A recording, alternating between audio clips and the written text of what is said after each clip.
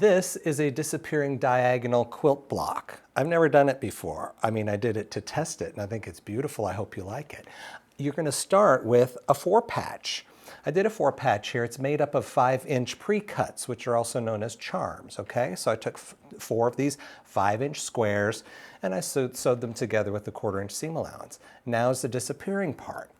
Instead of cutting on the horizontal and the vertical, I'm going to turn this. I'm going to cut on the diagonal, but I'm going to cut 1 inch away from it on both sides. So if you bear with me, I'm going to take the 1-inch mark on inside my ruler and line it up with the center of this diagonal on the cutting mat. Okay? So when I cut, I'm cutting 1 inch away from the center. Now I'm going to do this carefully because it's going to require 4 cuts that are exactly the same. And if I can hold this stuff together while I'm doing these 4 cuts, I will have a successful piece. They're staying in place, which is great.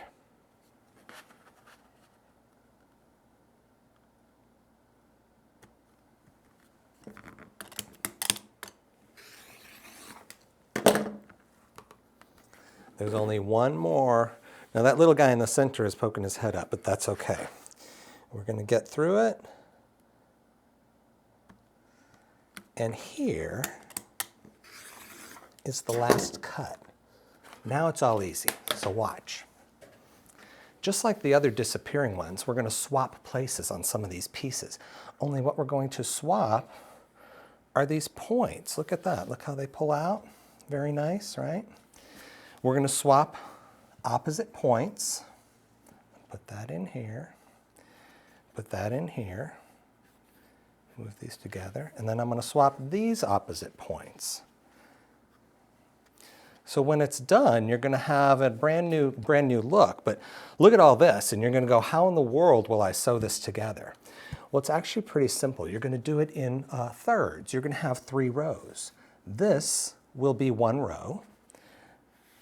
The center will be another row, and the third will be another row. You're just going to fold this over, of course, stitch 1/4 inch, fold that one over, stitch 1/4 inch. That's how you make your rows. So when you do that, it's going to look like this. I've already pieced this one together, so you can see I've got 3 rows here going on, right? That's the next step. Now you're going to go, look at these points off the end. It looks terrible. Of course it does. It's not intended to look good yet, so don't worry about that. Here are our 3 pieces. Now we're just going to fold one over, stitch it here, and then fold the other one over, stitch it again. Use a scant 1/4 inch on this, okay? If you don't know what the scant 1/4 is, look at a video I did about a week ago. It's very important. There's a lot of bulk to this. But when you stitch these together, you get this. It's looking kind of interesting, right? It's not very pretty yet because it's still got these wonky corners. So this is what you're going to come out with, and I trimmed this down. The final quilt block is a 7-inch square. You know, that you do lose some space, but you're losing it because of some artwork here, and I'm okay with that. But when you trim it down, it looks like this. This is the final product. I love this. I think it's beautiful. And you can use all kinds of colors on this, you know.